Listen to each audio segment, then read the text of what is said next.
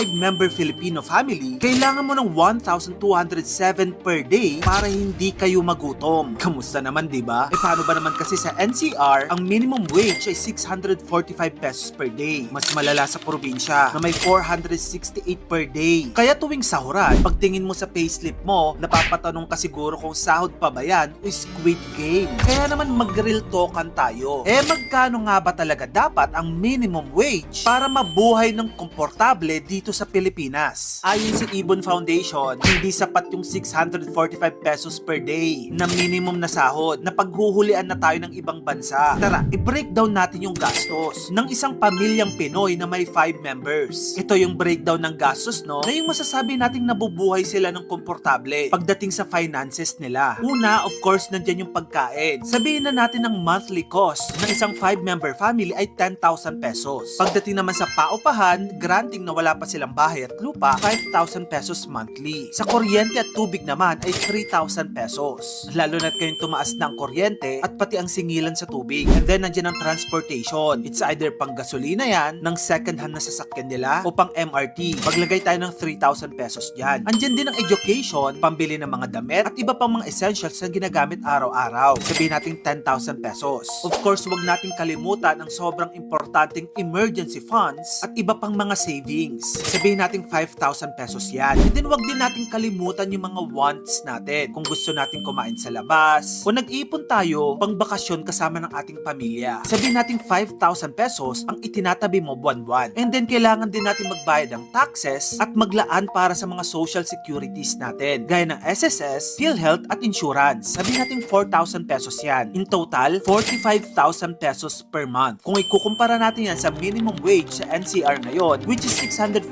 pesos per day, hindi talaga kaya. Kaya kung ang tanong natin, magkano nga ba talaga dapat ang minimum wage para mabuhay ng komportable dito sa Pilipinas? Assuming 5-day work per week or 22 working days per month, 45,000 pesos divided by 22 days, kailangan ng isang pamilyang Pinoy na may 5 members ng 2,045 pesos na minimum wage kada araw para mabuhay ng komportable. Malayong malayo sa minimum wage natin ngayon, which is 645 sa NCR at 468 naman sa probinsya. Kung ikukumpara naman natin yung minimum wage natin sa ibang bansa, naku, napakalayo. Sa Australia pa lang, ang average minimum wage doon 738 pesos per hour. Wow. Take note, kada oras yan ha. Sa USA naman, 406 pesos per hour. At sa bansang France, 680 pesos per hour. Yan ay ayon sa World Population Review at Wage Indicator. Yung isang oras nila, mas malaki pa ang sahod kaysa sa isang buong araw natin.